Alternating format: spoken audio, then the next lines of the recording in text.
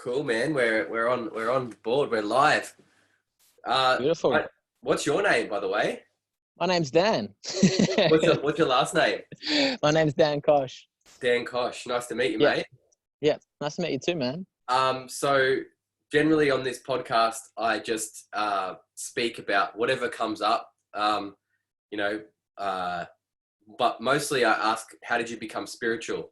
And before I ask that question, what is it? What your business is? Can you explain that so it gives a bit of context? Yeah, so my business is basically Sacred Cacao. So basically we take cacao from indigenous tribes in the Amazon.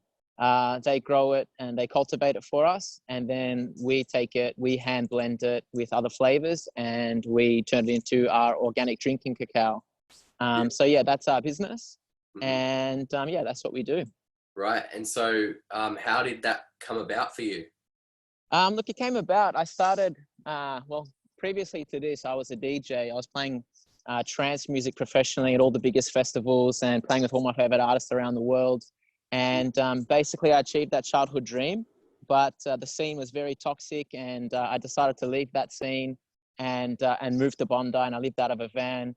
And so I did 3 years, a 3-year detox with no alcohol, no toxins, and cacao was my substitute. Right. And so Let's go back a sec. What was it like? Where were you DJing? Man, so I was DJing at pretty much all the festivals in Melbourne. So like Summer Day, Stereo Sonic, basically any of the top 100 trance DJs that came down to Melbourne, I basically got to warm up for them and play for them. Nice. I was playing at one of the best clubs in Melbourne. I think we were like the best nightclub 3 years in a row. So every weekend, I was having the time of my life, partying, DJing, you know, filling my body with all sorts of toxins and substances. Yeah. And it was great. It was amazing. You know, I had a really good time. I got to live my childhood dream. So that was really cool. And then after achieving all the things that I wanted to achieve in DJing, I kind of wanted something more. And so around the age of 29, I decided to leave that scene and look for something a little bit more holistic. Right, and right. then I made the decision to leave Melbourne and move into my van. And then I drove to Bondi, and I lived in Bondi for a few years. And that's when I did a full 3-year detox. So yeah, no toxins at all, no caffeine, no alcohol, nothing.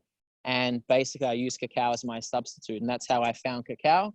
And then 3 years later, just decided to mix up cacao with partying, with DJing, and then we actually it was really powerful. So I never thought I would DJ again, but here we are.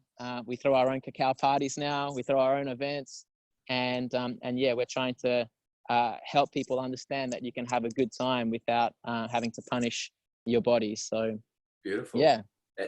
So when you first went on that detox, how often were you drinking? Would you drink cacao?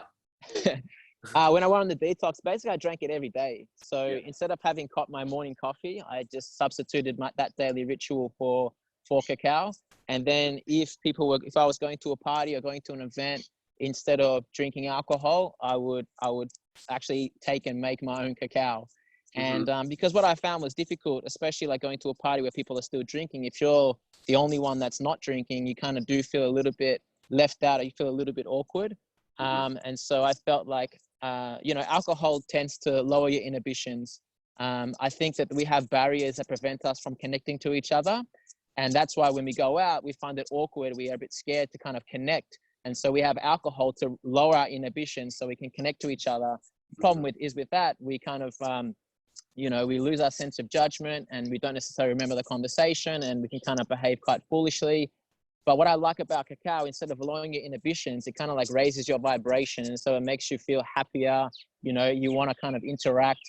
And so, it really does. Like, instead of removing the barriers, it kind of like lifts you over the barriers that prevents you from connecting. And so when I used to have cacao and go to these parties, people would be drinking alcohol and they would have a terrible, hangover the next day, or they may not remember their conversations, but I would always have a really good time. And then what I would find is that people would then be like, what are you drinking? And why do you look so good? And why do you feel amazing the next day? And then tell them about the cacao.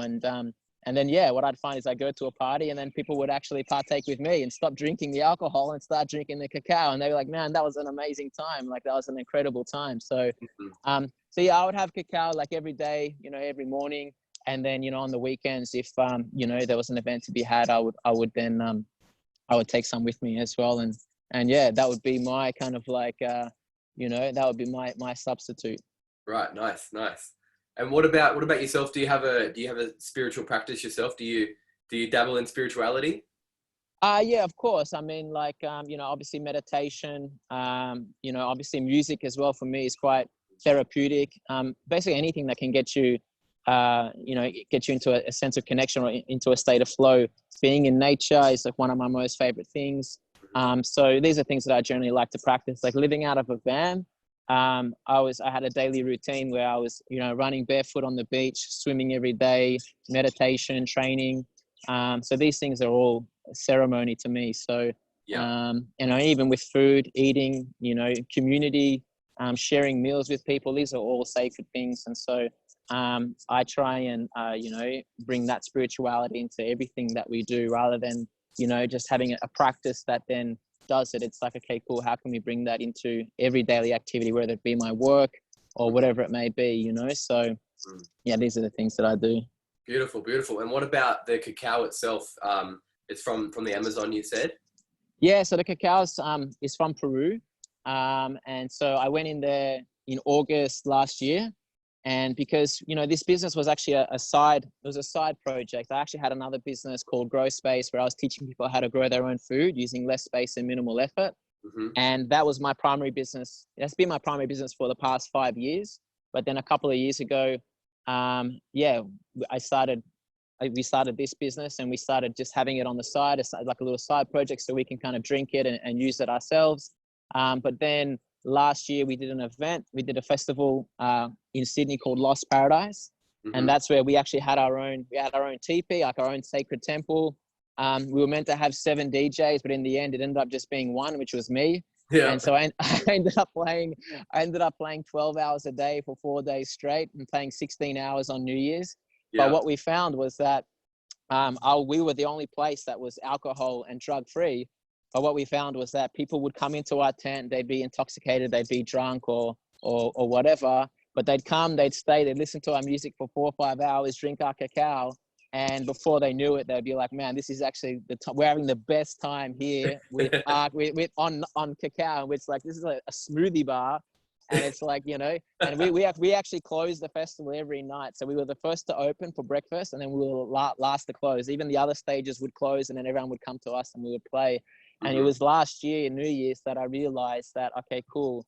Like I can actually blend the both worlds together. So my DJing and my experience with music and obviously being a DJ, it's all about energy and how you control the crowd and where you guys can go in collective states. And then cacao is like the substitute that helps take that edge off. And so fusing the two together, when we did that party, we did that festival, that's when I realized that, like we were really onto something. And that's when I realized that we should really pursue this. And so it was only, New Year's, not this year, the year before that we actually, okay, cool, like started looking at it seriously. So as soon as we looked at it seriously, I was like, okay, cool. If we're going to do this properly, then we got to do it properly. We got to go into the jungle. We got to know where our cacao comes from. We got to source it. And so I went basically to Peru and I traveled around Peru for about 3 weeks. And then I knew exactly where I needed to go. And it was a 16-hour bus ride and a 6-hour canoe ride down the Amazon. Yeah. What? Yeah, it was wild. And that place is actually, it was the place that I always wanted to go to. That was a place that I felt called to go to. And it was a place that I knew I would end up going. But, we had to do our research first because it was actually the most dangerous place. It's actually in the heart of the Vrime, which is actually referred to as Cocaine Valley. And that's where all the drug cartels are and, it's all the cocaine trafficking and things like that. And I wanted to go there because that's where cacao originated from. But also it's a lot easier to give my money to somebody else and buy the cacao off someone else who's got a farm, who's got a business somewhere safer. That's the easy option. But we want to make sure that all of our money that we spend goes towards helping the people that need it the most. And so the particular tribes that we work with, there's over 300 families. And and they're using that money to preserve their land and protect their way of life. It's a cooperative, and they're in conjunction with Care Ashaninka as well. So these are the Ashaninka tribes, and it's basically they use the money to then get their land titles so that they can actually officially own their land and protect it from illegal logging, from mining, from, you know, cocaine farming and things like that. And so that's where I knew that we would go and get it from, and that's where we've gone and get it from, and it was a beautiful experience. Amazing. Yeah. And so, what about? I want to ask a little bit more about that. Did you do any other plant medicine while you're over there? No. Well, actually, no. I did do some plant medicine. So, the funny thing was, in that process of that journey, I was actually, every day was a different day. So one day I'd get the signs and it'd be like, yeah, you can go in, it's going to be sweet. And then the next day I'd have a dream that I got shot by a drug trafficker. And I was like, okay, cool. Maybe I'm not going in. Another day I get a good sign. Another day I get a bad sign. And then basically it was like, I think 2 or 3 days before I went in, and I still wasn't sure because one day was good, one day was bad. And like I said, when I saw this, I saw a vision of me getting shot in my dream, and I was like, wow, it was by a Peruvian as well. So I was like, okay, cool. And then I decided to consult the plant medicine, and I went on a San Pedro journey. And the funny thing was I took this medicine, and I asked it for support and guidance. And basically, yeah, for the first hour, it didn't even kick in. The second hour, third hour, it didn't kick in. 4 hours passed, the journey was over. I didn't feel anything. And then all of a sudden, my taxi driver comes to pick me up, and I get into the taxi with the taxi driver, and then all of a sudden, it just kicks in. Right? Right? And I'm like, all right, what's going on here? And I'm like, okay, this is interesting. And then I could feel that the taxi driver was quite angry with me. He was quite upset. I'm not sure why. And then as we're rolling down the hill, he looked me in the mirror, in the rearview mirror, and I could see his eyes. And he was the same guy that was in my dream that shot me. What? Yeah. And so, yeah. And so I was like, okay, cool. That's it. I'm not going in. Like, this is not happening. Like, no way. Like, that's too weird. But then the beautiful thing was I actually, I called one of my friends in Melbourne, and she said, hey, call this guy. His name's Angel, you know, which is spelled as angel. Yeah. And basically contacted him, and he's like, man, you need to sit with this shaman. And so he sent me to this other shaman where I sat with no medicine. And this, basically this native South American shaman did this beautiful welcoming ceremony where he spent probably a good part of an hour just introducing me to the land, introducing me, like saying what I'm here for. I couldn't understand the word he was saying. He's like, such and such cacao, such and such Daniel, you know, Australia, this, that, blah, blah, blah. And basically it was a ceremony introducing me to the land and saying, this is who I am. This is where I come from. This is my business here. This is what I'm intending to do. Can you give him permission and give him, like, a rite of passage into the jungle? And the funny thing is, when I was in Cusco, every time I would walk down the streets, people would come and they would interrupt me and they would offer me cocaine, like, just like I couldn't walk around anywhere. I don't know why. I was attracting all these people, and they were just like constantly harassing me, and I must have stood out. And that's why I realized, like, okay, cool, maybe it's dangerous for me to go into the jungle, because if someone sees me on the boat going into the Amazon, I could easily get kidnapped. And because I'm there for a commercial purpose, it's very easy for that news to travel around. But what happened was, after I did this ceremony, nobody interrupted me. No one stopped me. It was as if I was invisible. Like, no one came up and bothered me. Even the people at cafes, when they hand the menus, like, oh, come in, and they're trying to show the menu, come in. They would do the person in front of me, the other person in front of me, and then they would skip me and go to the next person. Yeah, right. And I'm like, all right, cool. Like, I'm invisible now. All right, sweet. Like, let's go in. Yeah. And so then I went in. So yeah. So I did dabble in the plant medicine, but it was a very awkward experience because it showed me what I wasn't sure whether it was going to show me what was going to happen had I gone in, or whether it was my guide saying don't go in because you're going to get kidnapped, or whether it was like other forces trying to prevent me from going in because they were not knowing I was going to do some good work. So yeah, it was a very interesting and sacred experience. Like, I definitely shaved off a few layers of innocence, that's for sure. Yeah, and no doubt. and so it was a very wild and sacred journey. And I was very lucky to experience it and see how the Ashaninka tribes live. It's exactly, when I actually arrived at the village, it's exactly what I would want for my life. Like, the end goal for my life would be to live like that. And it's funny because, you know, that's what I want to create for myself and other people who want to live like that. But then I'm in the jungle. I'm already here. I'm like, wow, I'm at step one. And I'm like, this is exactly how they're living. Like, why can't we just live like this now? But then I realized that if I was to live like this, that jungle is getting smaller and smaller and smaller. And while I was in there was the same time that all the fires were going on. Like, you know, ironically, I'm in the jungle and all these fires start burning in the jungle. And all my family's like, Dan, are you all right? Like, what's happening? And I didn't even know. So I had no internet, you know? So, you know, we do have a part to play in all of this. And, you know, I think my part is, you know, I don't claim myself to be anything other than I am. You know, I'm here. I'm from the Western world. You know, I was like born and raised in Melbourne. But I feel like, you know, I'm a bit of a bridge between the ancient and the modern, you know, the natural and the digital, you know, and so that's just my task. I feel is just like to bring, you know, this sacred medicine from these, you know, sacred and indigenous lands, and bring it to the Western world, because there's a philosophy, and there's a legend that we live by at Sacred, and it says that whenever there's an imbalance between humans and nature, cacao makes its way out of the jungle to basically to open our hearts and restore the planet to a state of harmony. And that's exactly what I feel is happening. Like cacao, when it found me, it literally restored me and restored balance to me, and brought me into a state of harmony.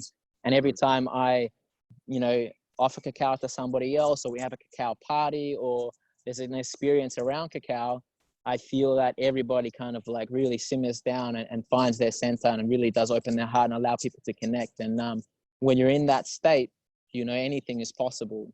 And so, you know, out of the mind and into the heart. And so that's really what we're about. And that's our mission here. Beautiful, man. Love it. One other thing, next thing I'll ask about is, what about the cacao itself, the way you sell it, the product, what's the situation there? So there's basically two products that we have. So we have just like ready to drink powder, and then we have ceremonial grade. So the ceremonial grade is 100% pure. It's the cacao mass, which has got the butter and that's got the fat and the powder together. It's a block? And so it's a block, yeah. Right, so it's, well, we actually break it down, we shave it, and we put it into the container to make it easier for people to serve and to use. So that's our ceremonial grade. And then we also have just the drinking chocolate as well. So that's the powder version of that, mixed with different flavors. So we have herb, which is just chocolate; fire, which has chili, like cayenne pepper and cinnamon. Then we've got love, which has rose petal powder, which is just really delicious. And then we have vitality, which has got matcha and mint, which is a stimulant. So it's really good for the mind. And each flavor coincides with a different element. So earth, fire; love, which is water; vitality, which is air. And it really does have a different effect on the mind, body, and soul. And so, yeah, each flavor, people ask me, which one's your favorite flavor? And it really depends on the time of the day, or the purpose, or what I'm feeling. And so, yeah, it really depends. And so we have 4 flavors for any time of the day. And then we have ceremony, which is obviously for, you know, sacred ceremony, which we have full moon cacao ceremonies, new moon cacao ceremonies. We have a sacred cacao tribe, which is on Facebook. It's a Facebook group where we have different facilitators doing breath work and yoga and meditation and ceremony, and it's all based around cacao. So, you know, we have one thing, which is the product, which is, you know, obviously the sacred cacao itself, but then we have the experience, which is the experiences that people can have and share with cacao. And that's what we love to, that's what we're all about. Like, I don't really consider ourselves a cacao manufacturer as such. We're just like the creators of this experience and the facilitators of using this beautiful medicine. Sweet. Yeah. And so how do people get it? So you can get it online. So you can just jump on our website, which is sacredtaste.com, and we can ship it out to you. You know, we package it using 100% recycled and compostable packaging. So you can just chuck it in your home compost and it'll disintegrate in 90 days. And we also deliver it by a carbon neutral courier company. And at the moment, for every pack that gets purchased, we protect indigenous lands in the Amazon rainforest. And there's 2 ways we do that. One is through the cacao that we purchase. The money that we use to purchase the cacao goes towards the Ashaninka that helps them preserve their land and protect their way of life. But then we also give back. So we've got partners with Rainforest Trust, and basically we give them a donation, and then they also do the same thing. They help to get indigenous rights. So they preserve indigenous lands as well. So And that's all from the Peruvian rainforest and where our cacao comes from. So, we try and give back as much as we can from where we take. And, it's, we're taking this beautiful medicine is grown in the Amazon, and we are bringing it worldwide. So we try and make sure that it is as, eco-friendly, ethical, sustainable, and as fair trade as possible. So which is really hard to find with cacao, to be honest, because, cacao, for those that don't know, is the raw form of chocolate, and chocolate is obviously everywhere. And, chocolate does have a bitter secret, which is a lot of the forest gets chopped away, and then there's big plantations. And so luckily we found a place where our cacao is actually grown in the wild, like under the forest canopy. So it's a part of a diverse ecosystem where everything works together. And that's really important, because that's how we're protecting the lungs of the world, like we're protecting the Amazon. And so that's really sacred to us. Awesome, man. Love it. So you're also on Insta? Yeah, we're on Instagram under We Are Sacred. You can catch us on Facebook, just type in Sacred, or that's our actual business page. Then we've got Sacred Cacao Tribe, which is a Facebook group. So if you find that, you can add yourselves, and, we have a lot of information and things to share. And then obviously we have like recipes and things like that on Instagram. We have amazing, delicious recipes that you can make and create with cacao. So there's a lot of information about it. We're going to have playlists and, meditation playlists and music and things like that too, because obviously that's my background. So that's going to be on Spotify, and that's going to be on SoundCloud really soon. And hopefully we can do some podcasts as well, some cacao conversations, and upload things like this and have conversations around cacao, or using cacao to have conversations. Because one of the things we like to do is, when I find out when we have a conversation around cacao, if we were just having it over a coffee, we would go to a certain place, but if we have it with cacao, it just takes us to such a deeper place. And so I love having, basically, deep and meaningful conversations over cacao. So we'll probably be sharing some things like this very soon as well. Beautiful. Awesome. One last question that I like to ask on this podcast is, do you have a favorite spiritual wisdom or quote, something that maybe stuck with you over the years? Absolutely. So I guess it's probably from Martin Luther King, and it's darkness doesn't drive out darkness, light can do that, and hatred does not drive out hatred, only love can do that. And because what I find and what I see, especially in this world today, like especially with everything that's happening right now with COVID and everything like that, is a lot of people there's becoming I think many different divides as to what may be happening. What's the truth? Is this real? Is it, what is it? And I see a lot of different sects of people, turning on each other and saying, no, this is wrong and my belief is right. And at the end of the day, like, we don't really know. It's, it's different to everyone. And so, and at the end of the day, if we are hating on anything, or if we're, fearful of anything, that's creating a divide. And I think that what that quote represents is that, we should not really fear anything. We should just love everything. And, and I think that's a really important quote for me, because even, if I get upset with the state of the world, or what companies or organizations or, governments, whatever their impact, whether I perceive it to be negative or not, that's just my perception.